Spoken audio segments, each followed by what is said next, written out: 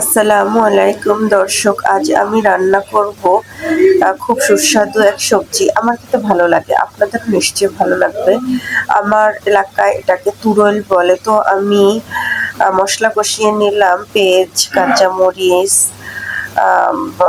জিরা, রসুন বাটা, জিরা বাটা, পেঁয়াজ বাটা সব কিছু দিয়ে, হলুদের গুঁড়ো, মরিচের গুঁড়ো দিয়ে মশলাটা কষিয়ে তার ভিতরে তুরুলটা, কুটে রাখা তুরুলটা ধুয়ে রেখেছিলাম, এর সাথে দুই একটা আলুও দিয়েছি, এগুলো দিয়ে দিলাম, দিয়ে উল্টে পাল্টে নাড়িয়ে নিচ্ছি। তো এরকম একটা পর্যায়ে যখন, এতে কোনো পানি অ্যাড করতে হবে না, এরকম একটা পর্যায়ে যখন চলে আসবে তখন সাগরের দাঁতনা মাছ আমি আগে থেকে ভেজে রেখেছিলাম, তো মাছগুলো দিয়ে দিলাম।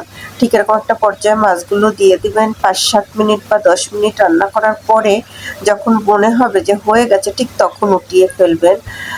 এটার জন্য কোনো আলাদা পানি ব্যবহার করতে হবে না, এটার থেকে যে পানি বের হবে এতেই রান্নাটা হয়ে যাবে।